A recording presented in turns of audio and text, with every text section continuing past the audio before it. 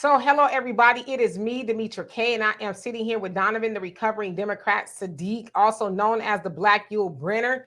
And this is our podcast. I know I'm kind of glitching a little bit, but it'll come catch up, I guess. So this is our podcast. We are not live. We'll be back live later.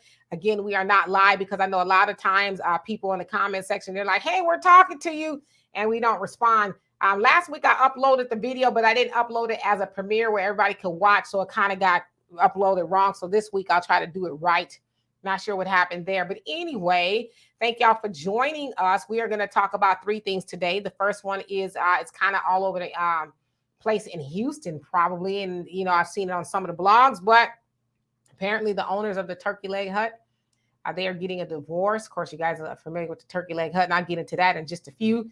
We're also going to be talking about the eviction rate of Black women and what can be done about it. And then also I have a viewer question they sent me, and they want me to and Donovan to talk about it. Basically, the question is, do you feel loved by your family?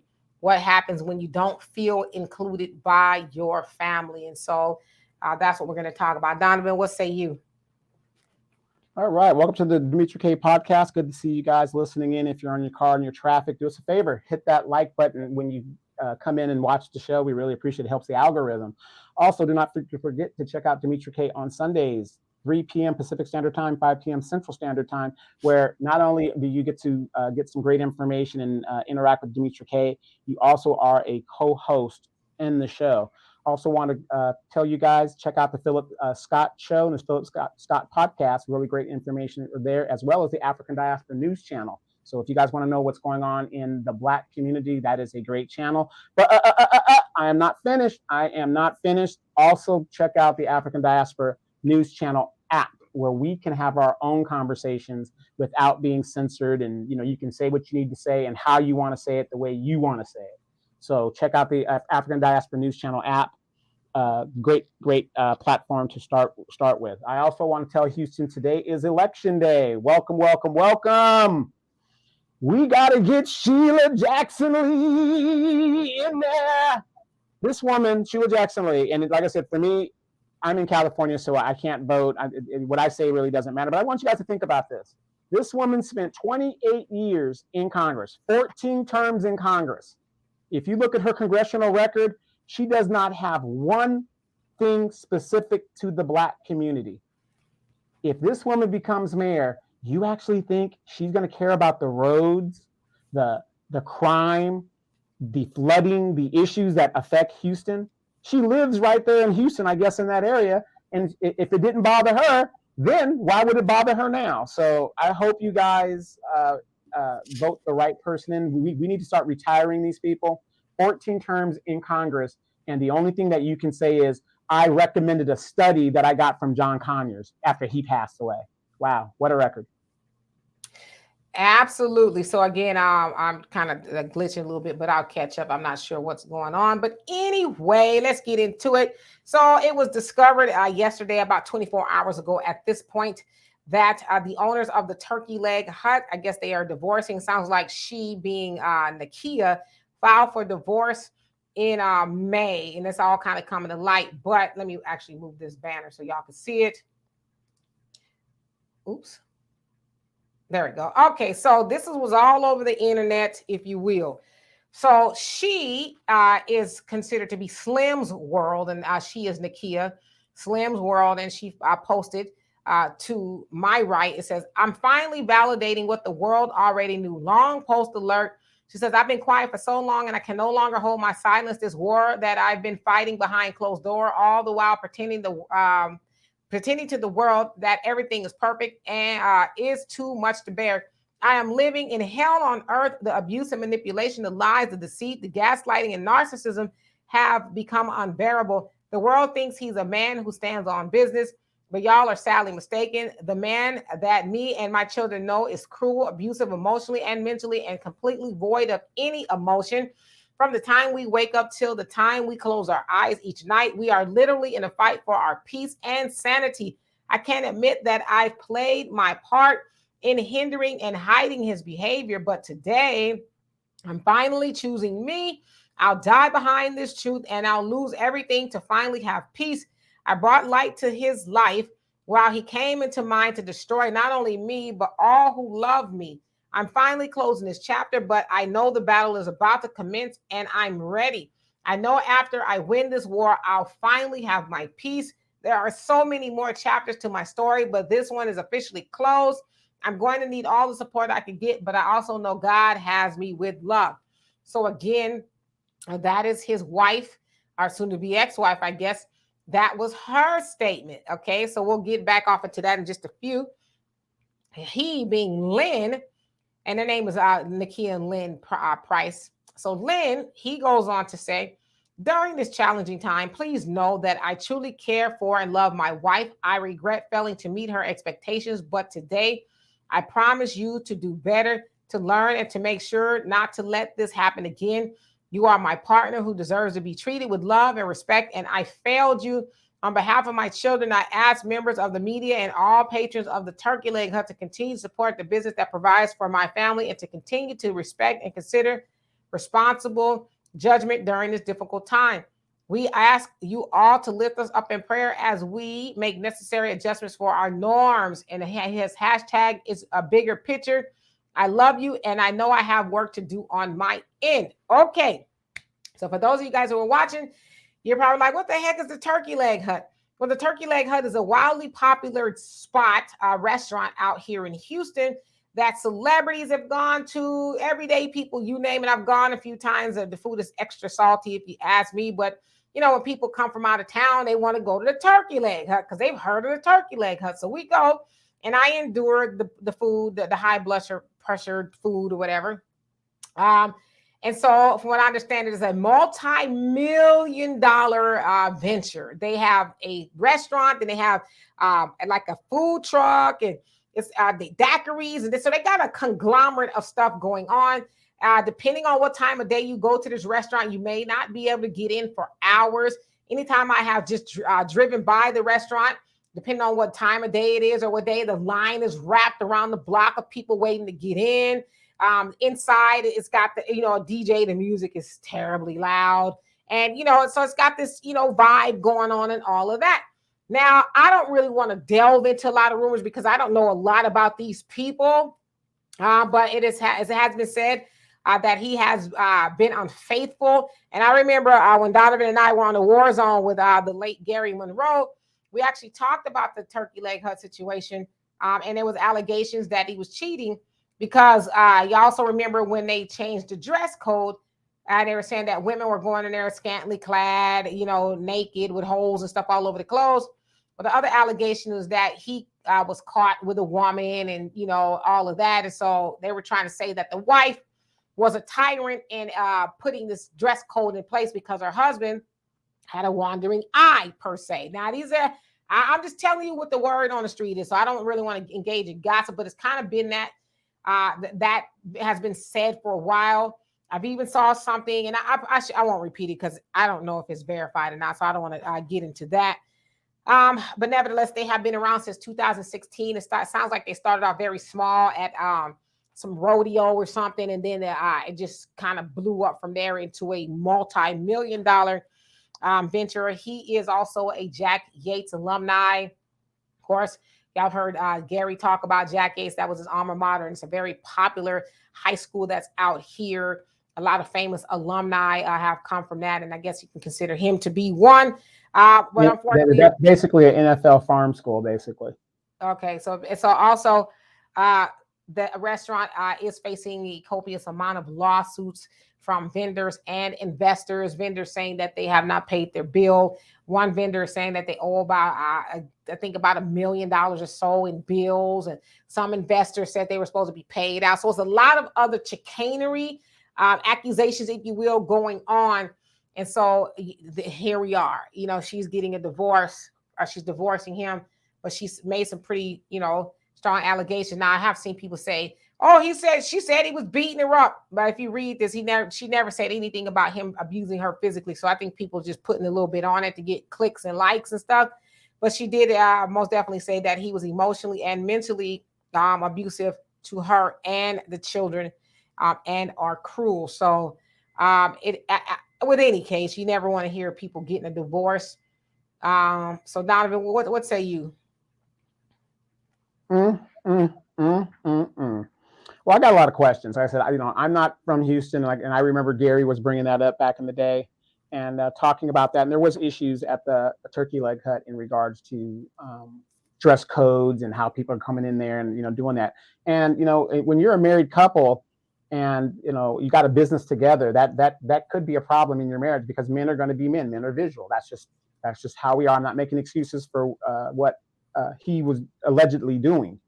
But I have a question with this. The abuse, manipulation, lies, deceit, gaslighting, and narcissism. Is this something that is like a standard thing that you say when you're going through a damn divorce? Because it seems like every time people get divorced, be it black, white, Asian, in the United States, this is the tagline that is used in regards to statements or anything in regards to getting divorced. And to me, it's like a general blank statement. What does that mean? Narcissism. What does it mean? The abuse. What kind of abuse? Or could it be? And I'm just playing devil's advocate. Like I said, nobody has to stay in an abusive relationship, be it mental, be it physical, or whatever. They can do what they want. But I honestly believe a person should have a reason, a legitimate reason other than irreconcilable differences to leave a marriage. If you can prove abuse, fine. If you can prove manipulation, fine. Whatever. But what does that mean when they say that? And another thing I noticed in her statement, she said, "Win the war." What war? Is she going to the Middle East? Is she fighting Hamas? What war is she talking about? Two people that are married, you're in a marriage, which is a partnership. So what war are we talking about? So that's one of my questions. You answered the question, did he cheat, or allegations of cheating? I will say this for the man. Prayer is the last refuge of a scoundrel. When you got to ask for prayer, that means you did something wrong. In my book, you've done something wrong, because when you got to pray on it, because if you didn't do anything wrong, there would be no need for prayer. So I want to put that out there in regards to the man. But here's the thing. Multi-million-dollar business. Now, Demetra, it is alleged that they owe a lot of money and a lot of debt, a lot of things that are going on. I'm going to bring up this. Donald Trump and his situation. Have you guys noticed that you haven't heard anything about Melania? Are you guys aware that Melania redid her prenup for the third or fourth time? Because this man is going to lose his assets, so she's going to secure her situation for her son and herself to separate. So I think she's already been paid out in regards to her situation. So I'm just playing devil's advocate with these alleged debts that are owed. Could this be her way of saying that I'm out of here because I don't want to be attached to the debt that is owed? I'm just asking a question because it just seems so convenient that millions of dollars is allegedly owed to vendors. Now she wants out of the marriage. I just got questions. So I'm gonna bring this down and bring it up if I need to bring it up. Actually, let me try to remove it to see if I'll clear up a little bit. Okay, so you're looking fine. Everything looks fine. If you're doing bad, I'll let you know. Okay. Yeah, so she said a lot, and he didn't sound like he denied it, but then I saw a video of him, so I don't know when that video was, of him saying it's not what y'all think or whatever like that. So it's a lot unfolding about that. Because we do hear the term gaslighting a lot, right? It almost sounds like it's a mixture of things that a person is: manipulative, narcissist, gaslighter, and all that. But the gaslighting is basically, making a person think that they aren't perceiving what they're perceiving, right? Like, the person is on to you. Oh, no, it's not what you think it is. I didn't have my ding-a-ling in her. You saw something else, That was my assistant. What are you talking about? Yeah, she was assisting me with something, So in their situation, I don't know, if that was going on. Now, there has been I've seen a lot of people talk about that it was known that he talks to people crazy. They said especially the women in his restaurant, talks to them real crazy, and all that other stuff going on. And so, is he doing all those things? I don't know. He very well might be, but she said it was unbearable. And I get that. I get being in a situation that's unbearable, right? Like I just cannot do it. Now, I'm thinking you raise a good point in regards to the divorce, because they said that she filed for divorce right amid all of the lawsuits and stuff coming out. So yeah, it could be strategic on her behalf, like, okay, or maybe his behalf too. You know what? Let's say we're divorcing, so we could try to save some of this money, because it sounds like I don't know how true it is, that they were making like $1 million a month at this business. So that's a lot of turkey legs, that aren't cheap, by the way. So that could be it. I don't know. It could be a strategy to fool the investors or whatever. But then there's some people that say, yeah, they know her to be telling the truth, and that that's how he behaves. And so when you say the war, I'm thinking she's probably talking about the restaurant, because if they got the restaurant together, if they're divorcing, are they going to be able to hold on and manage a restaurant together? Do they have that type of relationship where they can say, we don't want to be together, but we're adult enough to continue on with the restaurant? Or will there be a fight over assets? Or you know what I'm saying? Or is she, does she want the restaurant? She gonna force them to sell? Like, what's going on? So there's definitely a lot to think about there. But somebody, and I know she didn't cite physical abuse, but emotional and mental abuse is just as bad. Some people will argue that is worse.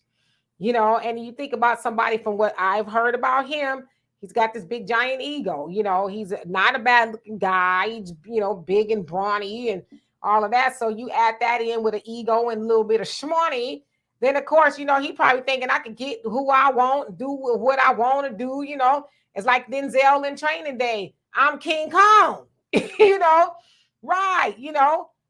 So I think that probably has a little bit to do it. But then again, I don't know those people, but I don't advocate anybody stay in a relationship that's you got all that going on. I just want to say, I just picked out that word war because that's a very selective type word, because to go to war, you got to have two or three, multiple opponents. You got to have multiple opponents to go to war, right? These people have children together. They've been married. Why would I need to go to war with somebody that I have children with, whatever? Hey, we're adults. We could immaculately split our assets. What war? Hey, you get what you get. I get what I get. And it's a fair transition. I just think these code words of like fighting, it seems to me, it's like a fight word. War is a derivative for fight, right? So it just seems to me that if they did have mental abuse problems in there, it's continuing in regards to the aftermath and how they're going to cease their union. Because she's talking about going to war. If it was like, hey, this ain't working out, I would just be like, you know what, we're just splitting up. Splitting up means I get what I get, you get what you get, and it's a fair amicable split. When we're talking about a war, that means I'm going out to get, to take maybe what not necessarily might not be my fair share, but I'm going to get what I can get. You see what I'm saying? I just don't understand how somebody that I have children with, as much as I might not like them at the time that we break up, I cannot see hurting that person in regards to what is best, because we have mutual children. We have things that are going on, but I get it. Sometimes some things are unbearable, and then Houston and Texas, that is a totally different animal when it comes to relationships and people and how they think about how things should roll. Every region is different. I've noticed that in my travels. Every region is different in how they look at relationships and roles in those relationships and all that. But unfortunately, this man, and I'm just going to speak it from man to man, I hope he had a prenup. Maybe he didn't know at the time or whatever, but unfortunately, I don't know what the status of Texas is, but in California, he would get raked over the coals at this point if he doesn't have some kind of situation set up. Well, it sounds like, they were together before they started the turkey leg hut. So I'm not sure how long they've been together, but it sounds like, before this restaurant came into play. But the restaurant it's world renowned. If you ask me, people all over the world, go to the turkey leg hut. So it's quite I guess a monument, if you will, in Houston. It's a staple, right? It's like if you come to Houston, you got to go to the turkey leg hut, whether you don't like the food once you leave there or not. You got to go. So they definitely got something good going on there. Of course, a couple years back, the neighbors, sounds like the gentrifiers, the ones that's walking around with their poodles, were complaining about the smoke. Oh, it's too smoky, it's harmful and all that other stuff. So they won that. Strippers are walking in our neighborhood and we don't like it. I'm sure, because the houses are really nice around there, really, really nice. It's in the third ward. But there's a lot of gentrification going on around there too. So they were trying to get rid of the turkey leg hut. It's like, well, if they're smoking turkey legs, and there's gonna be some smoke. And also, Houston, their zoning laws are really weird. Like in Riverside County or anywhere really in California, I would imagine you can't throw a restaurant in a neighborhood, but in Harris County you can. So if you see what I'm saying, like you might have I've seen it, really nice houses, and then you got an auto mechanic shop by Humberto and them right smack dab in the middle or across the street in California. Like, nah, there's certain areas you can do that. Yeah, there's zoning, and you got to go to the planning commission. Not and get here, though. Yeah, not here. So they kind of, I don't know, it just doesn't make any sense. But anyway, it's a sad thing, especially when you have something so successful. And for whatever reason, whether it's him or her or both of them, y'all can't figure out how to work it out. But, I would imagine, see, this is the problem though. Ego costs people a lot of stuff. As Michelle Pfeiffer's character said in Scarface, rule number 2, don't get high on your own supply. There's a lot of people getting high on their own supply. So you got a person with an ego, they got some money, you got the women or the people coming through, you popular because you got celebrities. I would imagine if you don't taking pictures with everybody. Yeah. And if you got an ego, a lot of times your ego is unchecked. Yeah, I can see how you go home and talk to your wife and kids crazy. You know who I am. The people love me. And why don't you understand? And, well, honey, I don't understand.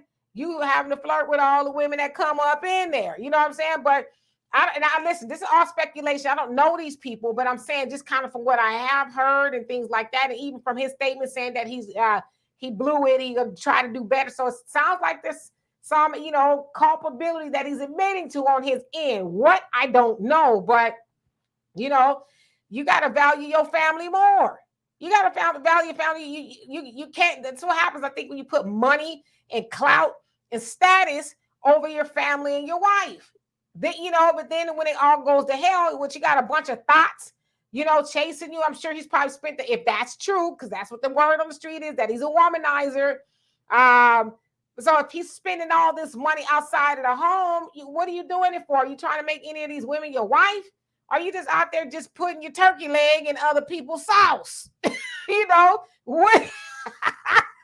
What are you doing? Well, I'm going to say this, and I know I'm aging myself and everything. And Demetra, you probably weren't even born when this incident happened.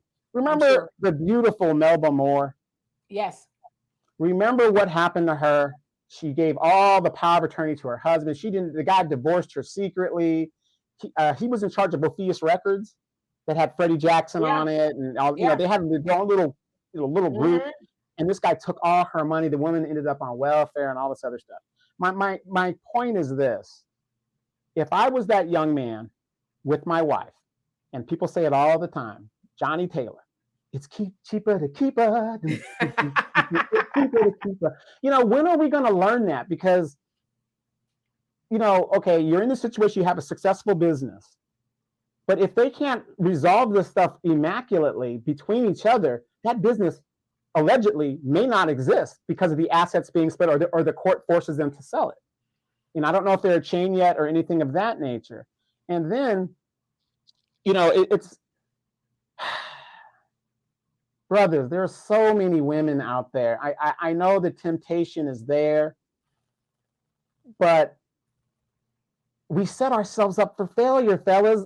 I was always told this: no matter how bad I want your sister, how bad the girl's bad, no matter how bad she is, even if I get her, there is going to be a younger, stronger, better woman out there that's going to come along. Fellas, when you settle down to a good thing, settle to a good thing. There's always going to be another one that's going to get your eye. Nothing wrong with looking. Nothing wrong with looking. The problem is when you put the action to it. And that's the situation now. And now you've built this thing up and it's going to be destroyed. Now, here's my question for you, Demetra. You know you've had this business for a few years. How the hell could you be millions of dollars in debt to your creditors? Where's the money? Well, they're saying that they being the owner, Lynn and Nakia, they're saying it's not true, that they're not in debt. But, of course, they'll have to litigate that. That would be a legitimate PPP loan if they needed it. Right. Situation. And maybe they got one. I don't know, But yeah, I just think it's like, I think you hit the nail on the head. And that's true for women as well, because women be out there on the creep, messing up a good thing. There's never enough of more. You know what I mean? You trade one in, get rid of it, because that's why I said, a lot of times, men and women, they get rid of Melvin and Glodadine, the old faithful, the trusty one that's going to come through, that got the answers that's going to make you a better man or a woman. You get rid of them because you see something else coming along. Then you get with that something else. Like I said, it's a nitwit, it's a dingbat, or something like that. And you're like, wow, I think I made a mistake, because you're out there with the FOMO, fear of missing out. Oh, there's a big ass right there. I can't miss out on that one. So I'm going to go, it's like, so to me, I think with people who do that, because when I was going to church, they used to call it, what I'm about to say is church hopping. People go from church to church to church to church. You church hopping because you're not settled, right? You're looking for that pastor that's going to tell you exactly what you want to hear. And it's the same thing as bed hopping. I'm going to hop in this bed and I'm going to be with this woman or this man that makes me feel good. And they tell me everything I want to hear, even though it ain't what you need to hear, what you want to hear. Then all the, you get the breaking all the chandeliers that you done swung on. And then you think, man, I'm in the same situation I was with the last person. The fluffiness is gone. The newness is gone. And I just got some crackers. They don't even name brand. That's got crackers. Yeah. Now I'm moving on to something else because I'm bored. You don't do it for me. And that's why I said the other day, be careful again when people say you complete me. Because that's coded language for I ain't shit. That's what it is. I ain't, and I need somebody else to validate me and make me feel good. But then what happens when you don't make them feel good, even if it's momentarily, then something else catches their eye. Well, isn't that like a drug? You start out with the weed and you get a high on the weed. And then, once the weed doesn't get you to where you want to get anymore, it doesn't it doesn't hit you like it used to. Rick James said it all the time. Cocaine is one hell of a drug. You go to the next thing. And then what are they doing now? Fentanyl is a big thing now. And so, you know what I mean? There's always, it was crack. Then, everything graduates. You go to the next higher thing. And then, at the end of the day, you're still who you are, at least in some situations. Some people turn into fiends. So, but yeah. But relationships are the same way. Yeah. But aren't we? But we, and it's not even just drugs that people fiend for. It's people. We fiend for other people and things like that. But yeah, you're right. It becomes a gateway, right? Because you're not settled. A lot of people who do drugs, they think they need that drug to what? Complete them. Oh, this drug completes me. It makes me feel good. It balances me. Oh, it just makes me calm down or whatever the drug is doing. And I don't care what y'all say. A lot of people say marijuana ain't drugs. It's drugs. Okay, it's drugs. It alters you. It's drugs. Okay. Dress it up how you want to dress it up. Argue with your mama. But yeah, it's because people aren't complete. They got to do these things. Like there's a difference between you needing it, you not needing a drink. I'm out with my people. I'm having a drink today, a social drinker. But if you got to wake up, like yesterday, I was out and about and, I saw this guy, he was on his bike with a 40. It was like 8 o'clock in the morning. And I said, well, hell, it's 5 o'clock somewhere, and I'm sure that's because that's true. That's how he justified it. It's 5 o'clock somewhere. Mind your business, But when we have vices and people, I don't care what nobody say, people are vices too. We get high off of that. I told you I have a friend. He cheated on his wife a lot, and I'm like, dude, what are you doing? You got a nice wife. She loves you. She take care of you. Why are you cheating on your wife? He says, it's the new car effect. He says, when you get a new car, you want to drive it. It's nice. It smells good. And you just, then after a couple of months, it's like, it's just like the old car. So he says, for me, it's the newness of the relationship. You're all in love. Cherish the time you have. And you're like bunnies. Yeah, you're like bunnies everywhere. Suddenly, life has new, you're in all of that. You're in the love. I get that lovey-dovey feeling. All of that is going on in a new relationship, right? But then, I got that song. I'm going to send it to you. I'm going to send that song. Lovey-dovey. That was, what's his name? Tony Terry. Yeah, Tony Terry. I got that. Then after a while, you get, if you think you're lonely now, wait until tonight. No. Ever since you went away, I've been doing nothing but thinking. And then drinking. Right. Can I miss you, David? I miss you. Right. So I get it. If we all get that relationship, it's just like the best thing ever. You just, gosh, how did I survive without you? Then a couple of months later, it's like, man, I'm going to head out. Where are you going? I'm just going to go back home and I'll be back. Do you know when? I don't know when I'm coming back. I'll be back. So I'm going to the moon. Don't worry about it. Yeah, right. But it's like, so you got to be content with yourself. Like, I've learned that in the last couple of years, really just to be content with myself. Because when you go get out into relationships and different things you ain't supposed to have no business doing and all kind of stuff. And it's like, this ain't me. That's not how I would normally be if I was grounded. So you got to get grounded. Say, when I get with somebody else, I'm saying for me, I'm already being the complete package. And we're just enhancements to one another. God forbid we don't work out, then I'm still going to be a whole person. You still going to be a whole person. Yeah, we'll have some hurt or whatever, but we're not going to be totally dilapidated because you complete me. I don't know who I was before you came in the picture. All that other stuff. Yeah, before we transition, I just want to say, I hope these people can work it out immaculately. There's children involved in this. Just like we promote, we need to stop promoting single motherhood and things of this. And we know situations happen, but I'm just saying we need to start promoting marriage more so in our community, because when the parents are separated, it does affect the children. I'm sorry. My mom was a widower. I didn't have my father. I had other things, but it's not the same as having your dad there and your parents together. I'm not telling people to stay in a bad situation. That is not what I'm saying. What I'm saying is, it is better to hopefully work it out if it can be worked out.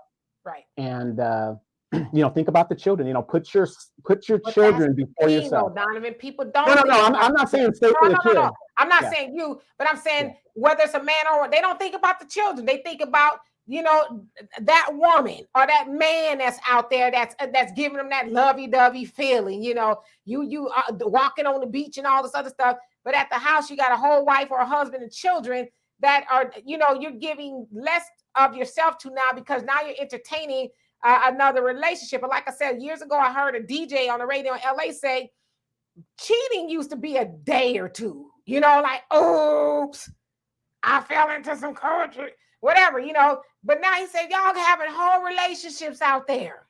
That ain't cheating, y'all in relationships. Yeah, but why can't you wait until the kids are grown, then go ahead and do what you're going to do? You know what I mean? Because people are selfish. Yeah, I just don't get it, because, like I said, when these kids get damaged when they don't see their parents together like that, and I'm just saying we got to think of the next generation more so than the generation that we're in, and how we feel and whatever. If these allegations are true and all this stuff is going down, that man is going to be saying it's cheaper to keep her. If you need me to send him the song, let me know. I'll send him the song, because that song is poignant. Because sometimes when you made this choice, I'm going to spend the rest of my life with this woman. When you took your vows, and I know a lot of people don't do vows, but then again, a lot of people don't get married anymore. It ain't nothing in your vows that say happy. Ain't nothing in the vows that say happy. It says richer or poor, sicker in health, and all that other stuff. Ain't nothing in the vows that I'm aware of says happy.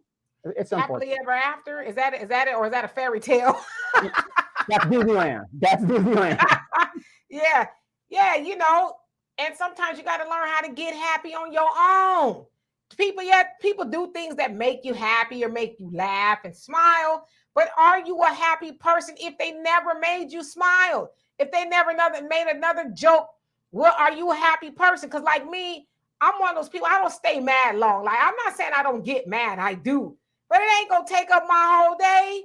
It might, take up a couple of minutes, half an hour, depending on what it is. And I ain't gonna let it ruin my whole day because I got other stuff to do. And being unhappy, like, have you ever seen, do you know people who are unhappy? They look like this.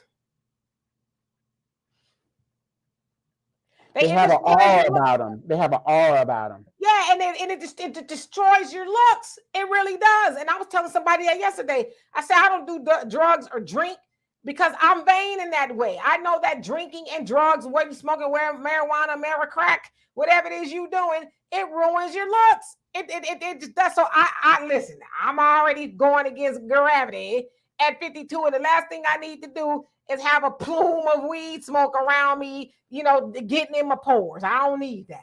Do you know what? There was a study that said that this new marijuana that they're legalizing and they're chemicalizing and stuff is affecting people's teeth. That's why people are dropping out their teeth. They're dropping out of their mouths and stuff because it's getting into their.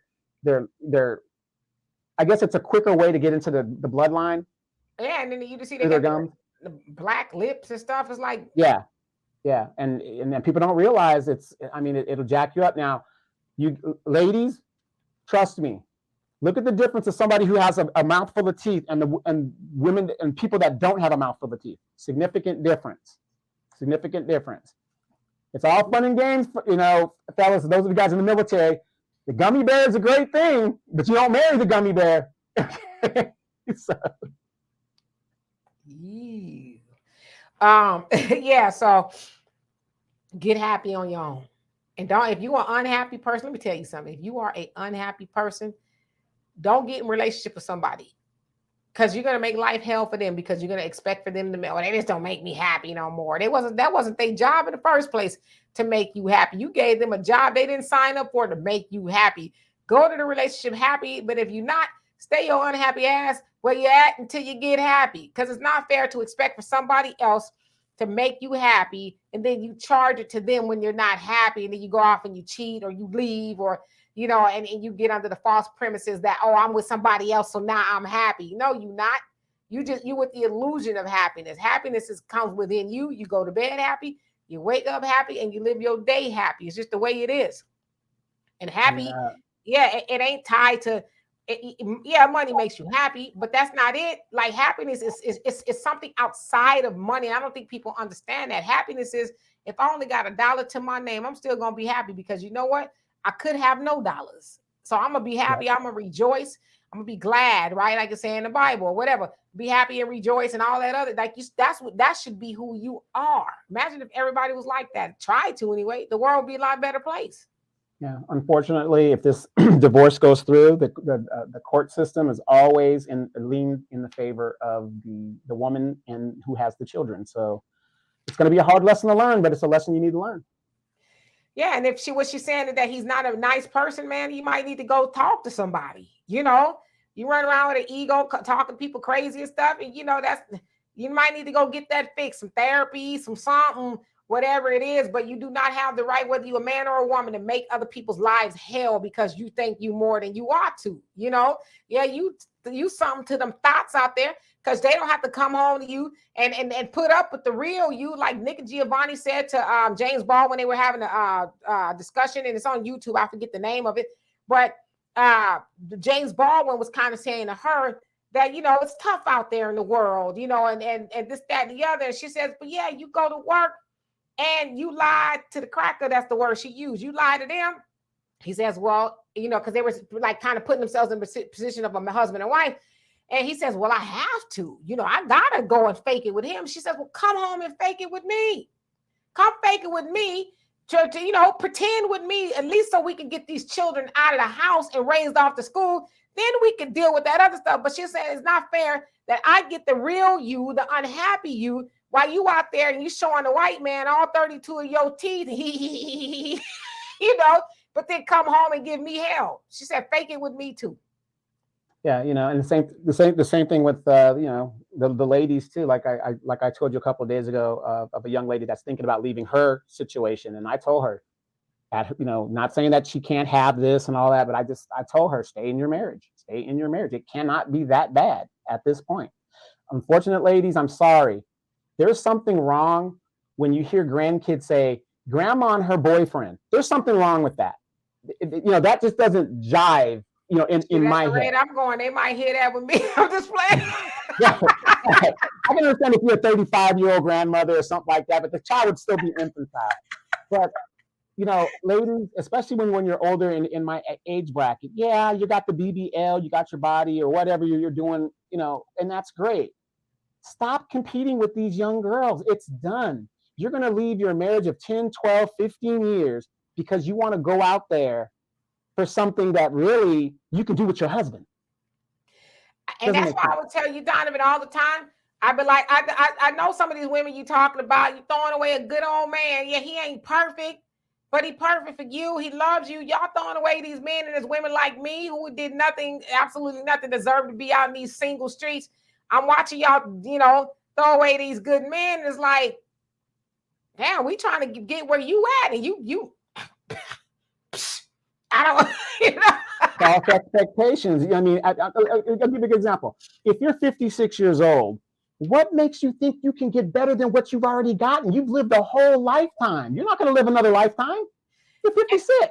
And I don't think people understand the value anymore of growing old with somebody. Like, I'm going to die, you going to die. That's the only way we getting about this marriage is one of us leave a body here. But people don't understand that. Like I said, it's this FOMO, fear of missing out. Oh, I don't know if I want to stay with her because what about her over here? It's like, you don't know nothing about this woman at all or this man, but you're going to give up your whole steady somebody, the person that's seen you at your worst, your lowest, and everything in between and all that. You're going to leave them to go be with somebody you have no earthly idea about. It's crazy. Well, or even think about this. I know we got to transition, but just think about this, ladies and men. The economy is trash. Where are you going to go on your own to start all over again? Where are you going to do that at and afford it when you got the other income maker there? Whatever, you know what I mean? It's almost insane how some people think and not look at the reality of the situation of where we are at today. And I'm not just talking that person or that person. I'm talking about all of us. Everything has increased. People can't even find housing unless you're a illegal migrant. I mean, come on. And people are leaving their marriages. That is insane. What happened to the old days of, you know what, I ain't with this Negro no more, but I'm gonna sleep on the couch, or I have him sleep on the couch, and we're just gonna stick together, you know, and be a mutual thing. Because nobody wants to see their baby father. Well, a lot of women do now. But back in the day, you didn't want to see your baby father, you know, homeless in the streets. That wasn't a good look for you as a woman.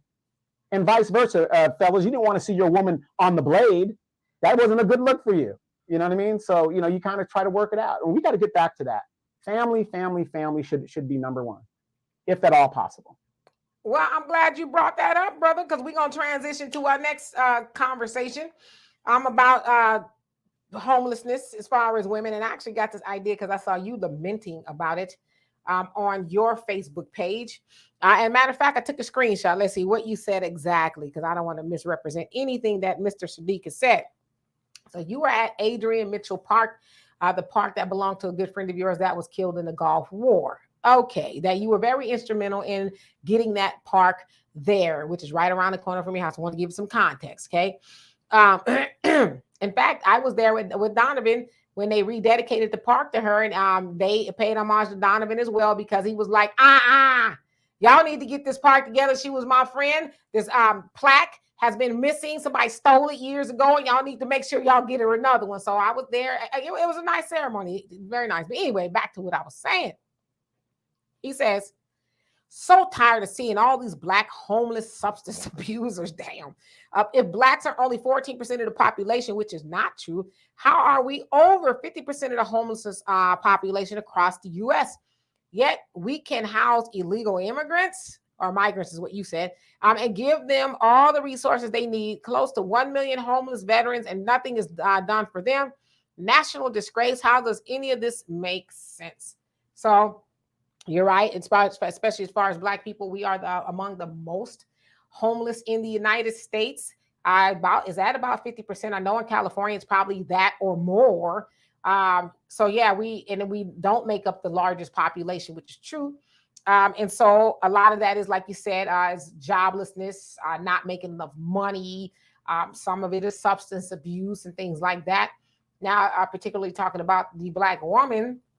In fact, it says that 24 out of the people that were surveyed for this particular poll says 4% of Black renters said they are behind in their rent, opposed to 11% of white renters that are behind on their rent. So that's a pretty big gap, which kind of is as significant, or it's reminiscent of every other gap in regards to Black people and white people, especially when it comes to money and things like that. Of course, they say illness is a factor. So the other thing it said too, I thought was interesting in regards to Black women. Of course, it says face higher eviction rate. And they said, especially during the pandemic, joblessness was a thing because a lot of Black women do work in the service industry and things like that. A lot of service industry jobs did go away.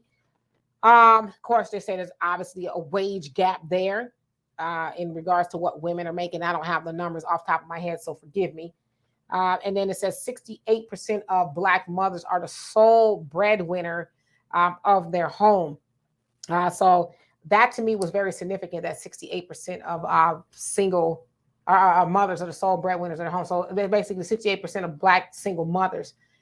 They don't have any help, is what this is saying.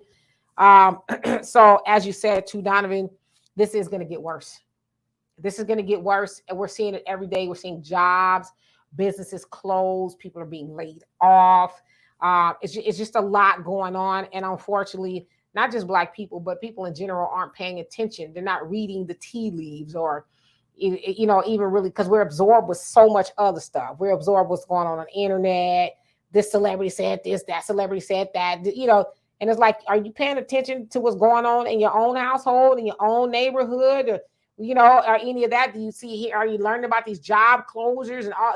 Do you care? Because what happens, unfortunately, is, and I always use this analogy, us as Black people, we are that frog in a boiling pot of water.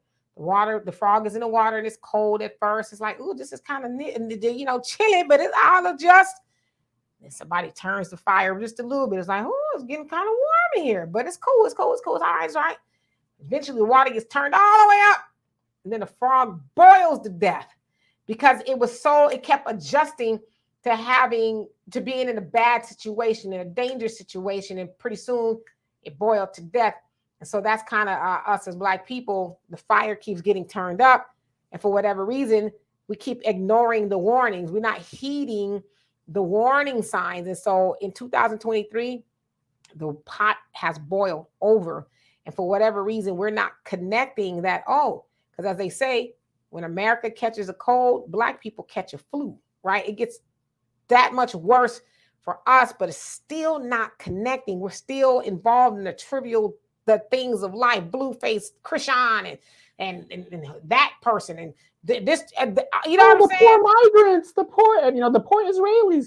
We take up everybody else's mantra, or at least we used to. The younger people are waking up, and we take up everybody's mantra, and we don't even save ourselves. We're so busy saving everybody else, we don't even save ourselves. Yeah, so we're past crunch time. Playtime has been over years ago. We talk about this a lot on the show. They always ask me, my solution is the Black man and the Black woman need to get back together. And, I was up last night because sometimes I'd be up in the middle of the night. So, Donovan, I want to ask you about this. I'm up in the middle of the night, and we've all heard about how there's this conspiracy that this is all by design, that the Black man and Black woman are fighting. And it just came to me as clear as day as I was lying there thinking, this is definitely by design. In my head, and y'all, some of the people who know me, they'll tell y'all that I'm a little on the clairvoyant side. Don't let that freak you out. Can't tell what kind of color underwear Donovan's wearing or anything like that. Well, me and your sister ever get together? It's kind of foggy. I don't see it's kind of foggy. But as I was lying there, I thought about it being a conspiracy, that this is all done by design. And sure as day, something says you're exactly right. This is all by design. This is another trick of the enemy to say, okay, Black people, because for one, unfortunately, we're so distracted by everything. Throw that out there. Because if you think about it, Donovan, even when you got on the internet with Tommy Sotomayor, it wasn't even that bad as it is now. Tommy Sotomayor was kind of an anomaly out there with his, rhetoric and stuff. But then shortly after that, you seen all this Black women ain't this, Black men ain't that. And clear as day, it came to me, this is all by design. It's another thing to get Black people separated, because they know once we get together, it's over for a lot of people. So if we don't get them together, I also heard this, we don't get them together, they don't procreate, they don't practice group economics, they don't save their households. It's just a lot going on, and pretty soon Black people aren't an issue anymore. So what do you think of that? Totally agree. And the reason why I put that post up is when I walked that park, there wasn't anybody in the park back a couple years ago when they rededicated the park. You didn't see the homeless. Right. All of a sudden, we started seeing this rise of homeless people that are coming out here. And the sad thing is, these people aren't even originally from my city. These people are going from city to city looking for resources. Now, I said substance abusers because there's a difference. People that are looking for housing, they actively look for housing and they want the housing. These people don't want the housing. These are people that made bad decisions, got caught on whatever drug they're on. They don't want to, come inside and have a home and stuff like that. So we got to delineate the difference with that. But, the thing is, the women that I'm seeing, at least in my neighborhood, in my community, I'm seeing more women, Black women, coming to my city, asking for resources, asking for help. And what pisses me off is, Demetra, I'm active in my city, so I have a lot of say. So when I say something, it has a lot of weight, here in the city. And I'll talk to these young ladies like, well, what's your situation? What's happening? Of course, you got the entitlement. They should give us more. Well, they gave you 30 days, all these resources, whatever. But yet you could be an illegal migrant and come here, and they will give you everything you need to survive and be successful. But when it comes to regular citizens, we can't do it. They can't give it to the Black. Pull yourself up by your bootstraps. And the only people that I'm seeing being affected is the Black community. And so remember, we were talking about it's an attack on by the Democratic Party on Black people. That's exactly what's happening if you really look at it in its whole context. Everything that Joe Biden promised Black people, he did not do. He did not do. All these buzzwords that keep Black people fighting. Oh, the Black women are the backbone of the Democratic Party. Well, if the Black women are the backbone of the Democratic Party, why is the Democrats in trouble? You see what I'm saying? So I agree with you wholeheartedly, but we know universally this is an attack specifically by the Democratic Party to make Black people, and we're already there. Let's just stop with the bullshit. We are already a permanent underclass. We're at the fourth. It's fourth down. We're on the 5-yard line. We need to score a touchdown plus a 2-point conversion just to get to overtime. If we don't get ourselves together, I don't know what's going to happen. Look across the country. You've got women on the Blade. You've got women on OnlyFans, and predominantly, a lot of women are doing it. But within our community, you see our women out here. At least I do. More so selling ass than anything else. They're not getting married. They're not, coupling up. Survival is a human instinct. It's an animal instinct. We are so divided in our community that we cannot put our problems to the side or our issues to the side to come together. And right now we're seeing it. When you see women, the center of the community, in the streets, how the hell do you expect us as a group of people to make it? The women are the center. They're the teachers. They're the ones that they're the foundation. How are we going to make it? And I'm seeing more and more women in the streets. And I'm talking about 18 years old. These aren't people that were like, oh, I'm 30, I've been out, had a little life. These are 18-year-old kids. AI is taking over. Demetra, no lie. I called Xbox for my flight simulator game. I had a problem with it. It's still uploaded. It's been over a week. I'm still uploading the upgrade. I had a full-blown conversation with an AI bot and didn't know it. I thought I was talking to a human being. I found out it was an AI bot. Full-blown conversation. The jobs, we're at the bottom. We're at the bottom of everything. We got to stop fooling ourselves and start looking at reality. At this point, ladies, I'm sorry. The truth is the truth. We are at the bottom. $400 nails, whatever, weaves, and this, that, guys with the cars, all the bullshit that we're doing. Can we literally afford at this point to just throw our money away? Christmas is coming up. Do you know how many people are going to go into debt so that their kids can have a Christmas? We've got to tighten up our belts as a community and say, you know what? No more. Do you guys realize right now, 22% of Black people, as polled in different polls, say they are not going to vote for the Democratic Party. 22%. That means Joe Biden has no chance of re-election. And right I heard now. It's like for Black people, it's like 68% approval rating. So right, exactly. Yeah. If you depending on what poll unit, if the Democrats do not have 90% of the Black vote, they cannot win any election. So if the women are the backbone of the community, of the Democratic Party, what's going on here, ladies? What's happening here? But as a community, we need to come together. Because like I said, when I'm seeing these young girls out here, I don't know what's going on. It's like you're just starting out in life and you're out here gone. It's the fourth quarter, you guys, 5 seconds. But that also says too that there's not a family unit that these, people can really go to, because like if you're homeless or you don't have a place to go, you got a mama or daddy, like for me, I'm older. So my parents are getting older. My mom is not here anymore. I got siblings. I got a dad I could go live with. If God, and that's one of the first things I ask. Where's your family at? I can't live with them. Or the family is bad off. The family probably struggling too. People probably barely holding on to they place or whatever the case is. And so even like I said, back in the day, we always had a place to go. There was a family home. There was, there's an aunt or a cousin, somebody you can go to. Yeah, but that's not the case for a lot of people. A lot of people's whole family dynamic, they're struggling, so that's very telling in and of itself that it's just a trickle down thing. And we gotta get ahead of that, because as we have now know, and if we don't know, we should know, nobody's coming to save Black people. That's why they always say in the nation. And Marcus Garvey has said, "Up you might, a nation accomplish what you will." The Nation of Islam has said, "Do for self, accept your own, and be yourself," right? But we keep on wanting. Elijah Muhammad said, "Listen, ain't nobody in the White House, whether it's the liberal or the conservative, they're not going to save Black people. They're not interested. They don't want to.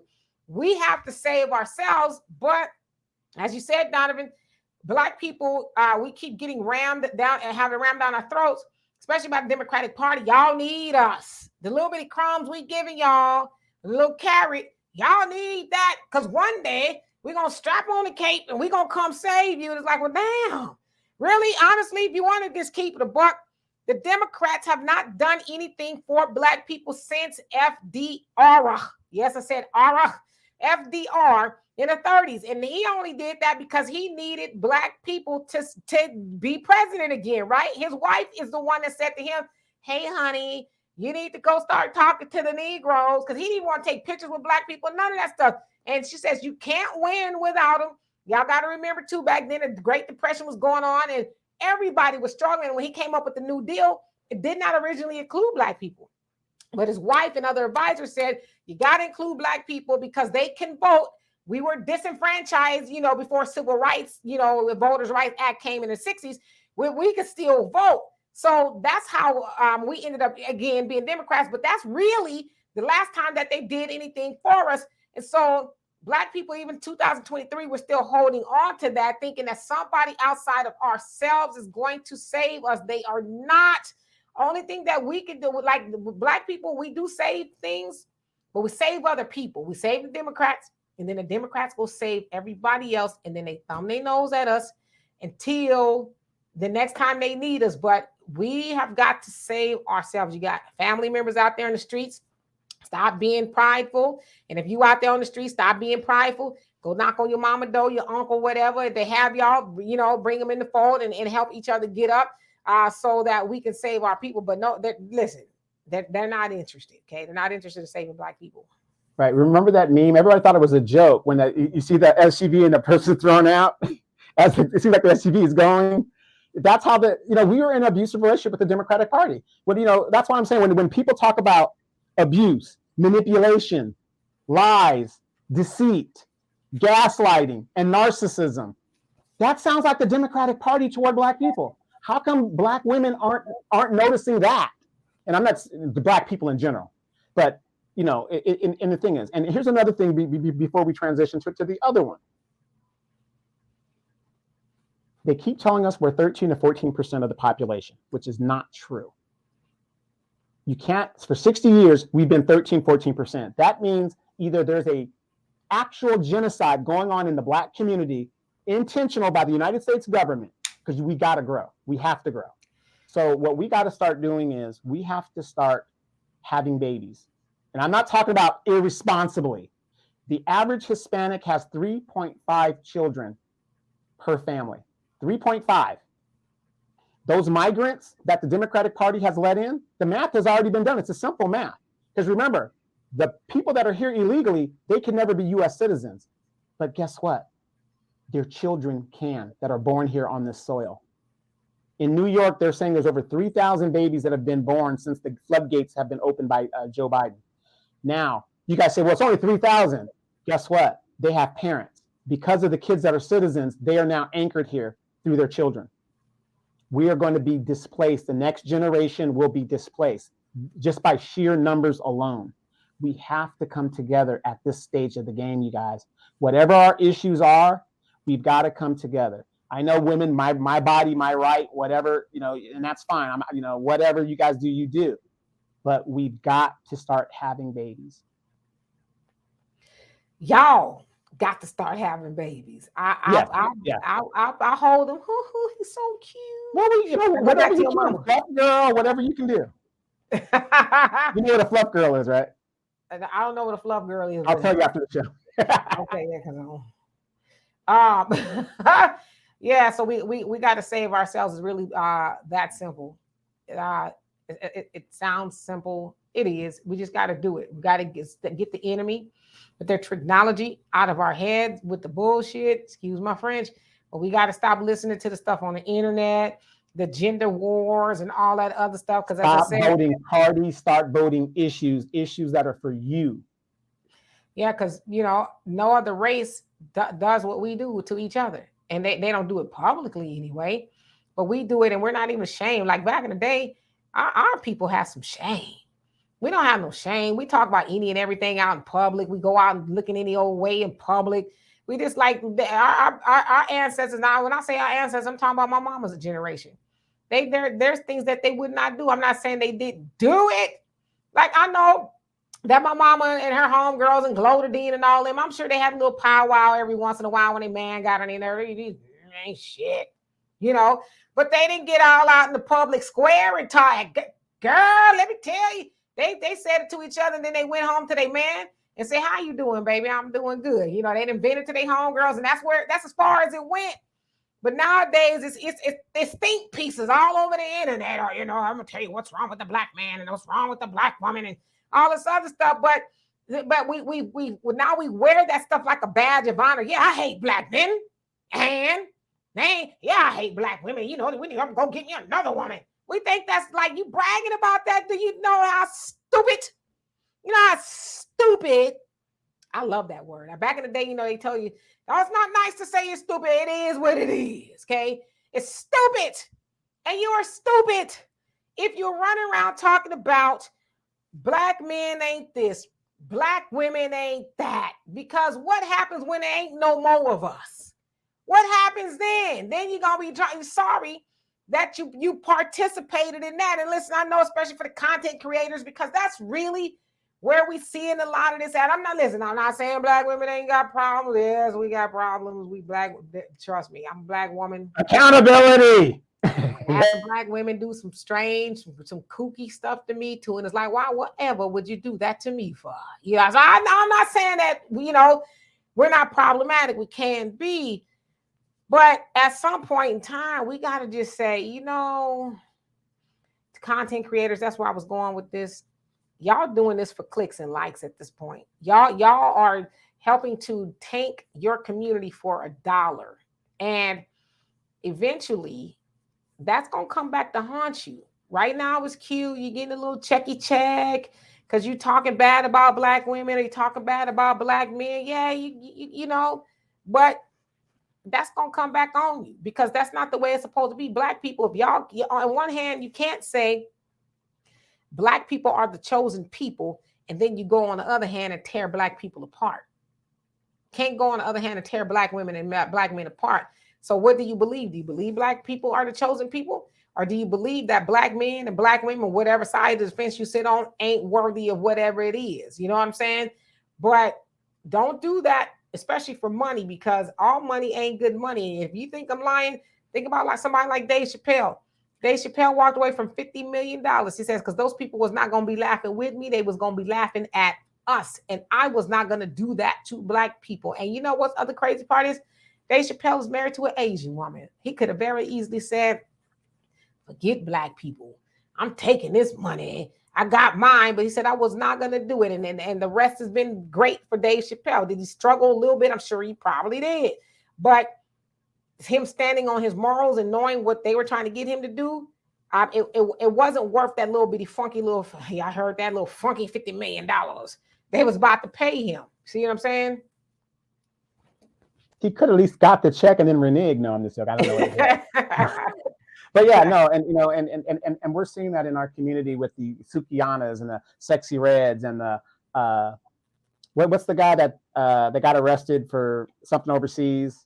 He's on the manosphere thing and all this other stuff. The degenerates. Yeah, all these gatekeepers. Roland Martin. All of a sudden, he needs money, $80,000 per show on a YouTube. He ain't getting his bag. Everybody's selling everybody out just for a bag. But like I said on my podcast, if you guys haven't listened to my podcast, I said this, I think, last week. I talk about the black community and the 70% because there's 30% of us that are doing well. Okay, there's 30% of us, we're doing our thing. That's the reality of it. 30% of the black community is doing very well for themselves. But if we don't care about the 70%, how long do you think it's going to take before white supremacy comes and crushes the 30%? Yeah. We need all of us. That's why I speak for the 70%, because it's just going to be a matter of time before they crush the 30%. Yeah, I mean, if you're one of those black people that's thinking, I'm the exceptional Negro, oh, not me, I got my stuff together, then yeah, eventually it will come back on you as well. So let's get to this last one. So this was actually a fan or a viewer. I don't like to call people fans. I don't even know why I said that. And friend, as Prince would say, Prince didn't have any fans, he had friends. There you go, friends, our friends, from a friend of the show. Says, do you feel, so basically the question is, do you feel loved by your family? This particular person does not feel loved or included by their family at all, just by not being invited to certain things. And when they are invited to certain things, is you get grilled, or what are you doing? Why are you doing that? And this, that, and the other, just never really felt good enough. So they're wanting to know, is there a time that you cut your family off, which is kind of weird to kind of follow up with this after I said, hey, we got to stick together, but is there a time where you cut your family off? So I'm going to ask you, Donovan. Okay. I got a question, so I can get the full context of this. Okay. We have families. We have big families. Unfortunately, we've got a lot of extended families. We have step brothers and sisters and all that, I guess. So my first question is that person a full member of that family? Yes. Okay. All right. Does there come a time that you have to cut your family off? Yes. There does come a time when you cut your family off. Like in any animal in the animal kingdom, you get to a certain age, the mother weans you off, you have all the tools you need, and you go out in the world. And if you don't ever see your family again and you're standing on your own 2 feet, It is what it is, right? So there does come a time, but unfortunately, with the advent of the internet and all this other stuff, a good example, I come from a very, very big family, right? So I have first cousins that could be my children. My uncle's a year younger than me, one's a year older than me, whatever. So that group of kids, it's like I see them, but we have nothing in common. And because my mom was in the military and we were like out here in California in the military, we're deemed as outsiders, right? Even though I love my family and everything like that, I never get invited to the cookouts. And if I do get invited, it's like at the last minute where they know I can't make it. You know what I mean? So it does happen. But yeah, I believe there does come a time where sometimes, but that's a decision you have to make. You know, we have this attitude as people that the world centers around us. Everybody should be catering to us. And that's not the real world. That's just not the real world. You know what I mean? We think, oh, well, they should invite me, whatever. No, that's not the real world. You know, so if it comes to that decision, that's a decision you make, because I know in a big family, there's always going to be somebody that's going to love you and want you to be there. But, you know, again, life is the way it is. And so I would just say that's a decision that you would have to make. But for you to make that decision, you would have to have met all of your relatives and said, hey, I'm done with these people. These people are done. And I just don't think anybody could come to that conclusion, you know, unilaterally by themselves without all the information. Yeah, and I'm kind of on the fence, like you. So like it's, you know, because I come from, my family's not big like yours, but I have a fairly large family. I have, you know, 4 other siblings, and I love all of them dearly. I love all of my siblings, you know, and we fight all the time. I mean, I'm telling you, probably within the last year, I've gotten into something with each one of my siblings, and you know, to the point of, hey, mother effer, you know, or whatever. I always say too, I'm the cusser, right? My other siblings, they don't cuss as much as I do. You know, they do every once in a while. My little brother, he rarely cusses. My sister, she's probably right under me. And then Walter, he's, you know, probably right under my sister. But me, oh yeah, if I've never called you a mother effer, I don't love you, okay? And I know Donovan has been called a mother effer by me at least once. So I call it the term of endearment. But so even with all that being said, I like sometimes people fight like cats and dogs. Donovan, I know sometimes you and your brother have some verbal fisticuffs, you know, but it's like at the end of the day, nothing we can ever say or do to each other will make us not love each other. You know, unless it's something super egregious, I don't know. But so it's hard for me to imagine cutting off a family member, because I've never really had anything that bad happen with any of my siblings or my parents or my grandparents or anything like that, to where it's like, you know what, that's it. I'm not talking to you anymore, or whatever the case is. And even if you Can you said divorce like, your family member? Can you ever divorce your family member? That will always be your family member by blood. Yeah, but can, you know, divorce them? No. Deal with them less? Yeah, sure. You know, now the other side of that is, yeah, as I said the other day, my dad always says, go eat, celebrate it, not tolerate it. But then in some cases, like you said too, Donovan, you're not going to be the center of the universe. So you may not be celebrated. You might be somewhere between tolerated and celebrated, you know, which most people are, right? Hey, how you doing? We're so glad you came to the family reunion, whatever. And then as soon as you walk off, they're going to say that you'd heard what happened to them. Oh, they just, you see what I'm saying? You ain't special. But if you're in a family dynamic where you really just don't feel loved and valued, and you really kind of feel like your family, then maybe you just go to the funeral. Hey, sorry to be here at such a bad time, but I just could not let this pass me by, you know, whatever. Then I see you at the next funeral or whatever. You might not want to go to everybody's birthday party, celebration, Easter, Christmas thing, you know, but I wouldn't say to completely divorce from the family, because like you said, Donovan, you know, you can't choose your family, and you can't really make them. I would say this though: if you're with people who make you feel less than, or they always talking greasy about you, saying things you don't like, take your power back, switch it around. Oh, I heard some stuff about you too. You did, and you can be a complete lie. Yeah, but I ain't gonna repeat that in front of everybody, because that ain't their business, and I don't know how true it is, because I couldn't really even see you doing nothing like that. Well, what? Now I ain't gonna say. You know what I'm saying? I said, in, you know, in that way too, that person will stop coming up to you with that mess, because they know all Well, okay, as soon as you tell me about me, I'm gonna tell you what I heard about you. Then we gonna just get to, hey, how was the pumpkin pie? Or we don't eat pumpkin pie. How's the sweet potato? Oh, it was great. It was one that we keep it on the table. We don't go below the table. You know, and like I said, you know, if you come from big families, just on my dad's side alone, there's 65 grandchildren, 65 of us, and I'm number 2 in the order. There's 65 of us. On my mom's side, there's 35 of us. 35 of us. So, you know, how could you, with a big family like that, you know, if there's certain individuals you don't want to deal with, yeah, but you can't divorce your family. I'll give you a good example. I have rapists in my family. I have murderers in my family.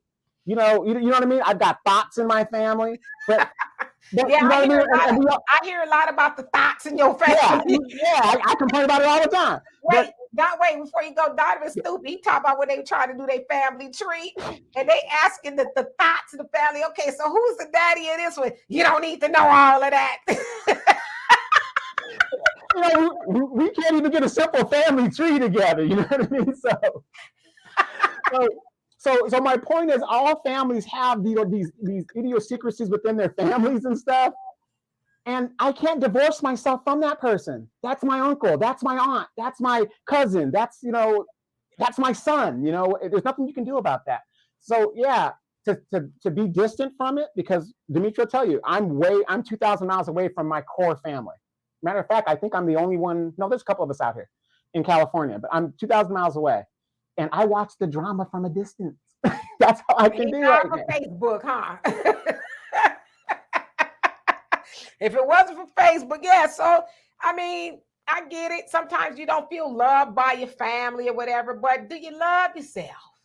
And I get it. It's very important to have a family that loves you. I mean, because that's your connection, right? But go to the family that do love you. There's family that not all the other families, and I don't even think that they don't love you.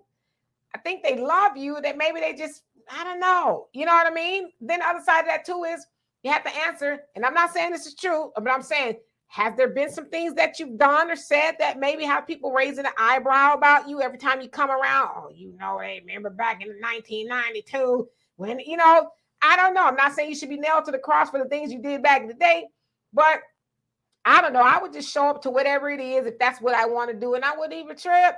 But see, I'm one of those people. I'm a smart mouth to some degree. My mom used to always hate that about me. She say something to me, and I come back with something real quick. She's like, you're a little too sassy. But it's all, you know, I just find that to be humorous. But sometimes you got to learn how to be the assessor. Don't be on the hot seat. Everybody in the family. Psh, so what happened with that? Psh, why did you do that? You have to turn it around. Why are you all up in my business? I'm not even that. I'm boring. You really want to know that? Do you want to know the last time I had a rectal exam too?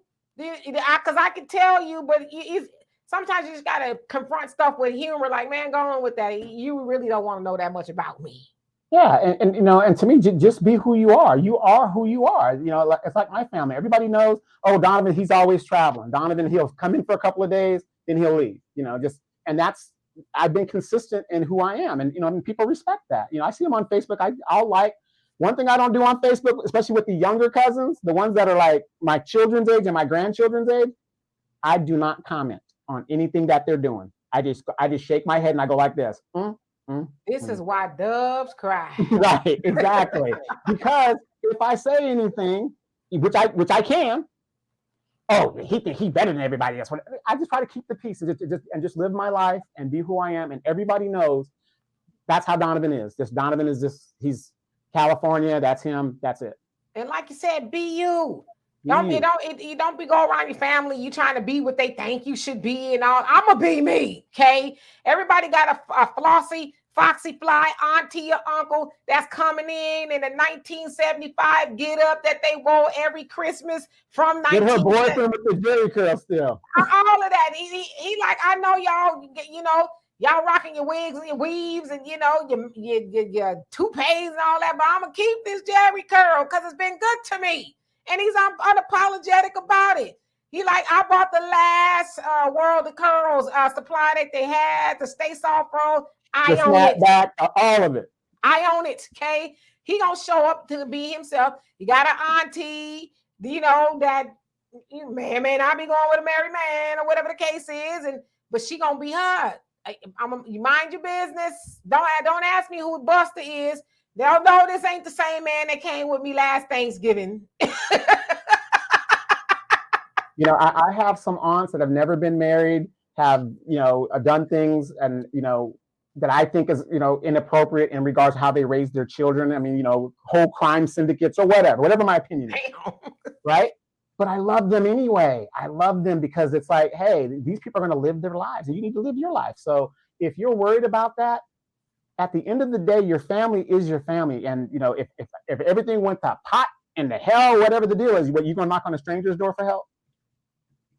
Your family is always going to be there in some capacity. Somebody in your family is going to be there. So.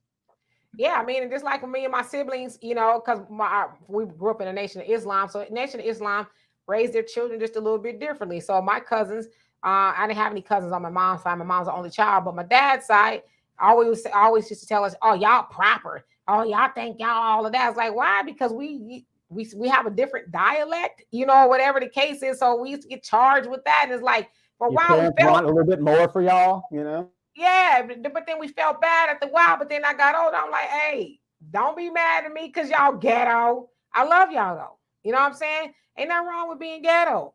But but that's what we used to always hear. Oh, they was always saying my dad is starving us and all this other stuff. Because my dad was like, my kids don't need to eat all day long. Okay, they don't need their stomachs bulging out because they starved.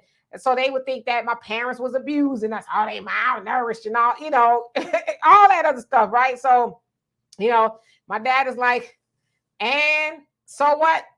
We ain't got to come around if y'all don't like it, but we're not going to change for y'all, okay? So anyway, we're going to get out of here. We will be back at 5-ish. I don't know what we'll talk about. Donovan, what you want to talk about? Well, there's a lot to talk about. We could just open it up for, whatever comes on the mind. But again, the Democratic Party is changed. I mean, I think we need to talk about somewhere in there, the politics of what's going on in the Democratic Party, because we're not going to fall for, well, if you guys vote for us and get us in there, we're really going to do it this time. No. We need tangibles up front. You got a year. If the Democrats want to win, they've got a year. We cannot fall for the get me into office and then we'll do something. We can't fall for that anymore. So, and we could talk about possible people who could represent us in regards to the Democratic Party. And I think what we really need to talk about is the election right there in Houston. Even though I know it's, for mayor, it's nonpartisan, but this is going to tell you guys a lot about these 14-term Congress people that are members of the CBC. Karen Bass got in by the skin of her teeth, being married to a Hispanic man. So she kind of had a curve. Sheila Jackson Lee, as much as you see her on TV doing nothing and in the clubs, raising the roof, we need to know that's really going to tell us a lot about the tone in the Black community, in the Democratic Party coming up. I actually need to go out there and vote somewhere. I was like kind of on the fence just to be transparent because I'm still learning a lot about Houston politics. I don't even think I have the ability to vote for Sheila Jackson Lee because I'm in a different municipality, if you will. So we have our own mayor. Does it make sense? So I guess it's really just a matter of going out there and seeing because I can't really find a ballot to see what the hell I'm voting for. The stuff that on my ballot is like 2 or 3 measures or something like that. So like I said, I have a different municipality for whatever reason from Houston. I'm in Houston, but I'm like not in Houston. Does it make sense? Yeah, you're in the suburbs out there. And another thing is I want to clarify for people. If you're going to vote Democrat, then you vote Democrat. I'm voting the Republican nominee as a protest vote. But the smartest vote you should vote, if none of these candidates are doing anything for you, Black people should sit out. Unless you're going to do a protest vote, we should sit out. It's as simple as that, because it doesn't make sense that you're going to reward another party that ain't going to do shit for you either. So you better be careful. They're going to be on your bumper like they was on that little video I made yesterday. Oh, what you trying to say? That's how Trump got in the office. I was like, but you didn't answer the question. Do you feel better off now Do you still think that Trump, Biden was the lesser of two evils? Seeing that all you're seeing now, do you still believe that? Yeah, didn't Ronald Reagan say that? Are you better now than you were 4 years ago? I'm just saying they didn't answer the question. Overwhelmingly got elected into office. Yeah, but they didn't answer the question. They want to indict me for trying to get Trump back in office. It's like, I'm gonna be nice. But anyway, we'll be back here, you guys. So again, if y'all want to help the channel, there's ways to donate. We love and appreciate you guys. Everybody, everything that you do, you donate, you like, subscribe, you give us a thumbs down, whatever it is you do. We want to thank you. And we'll be back shortly. What we'll exactly talk about, I don't know, because things change by the hour. But you'll know when we know. Peace.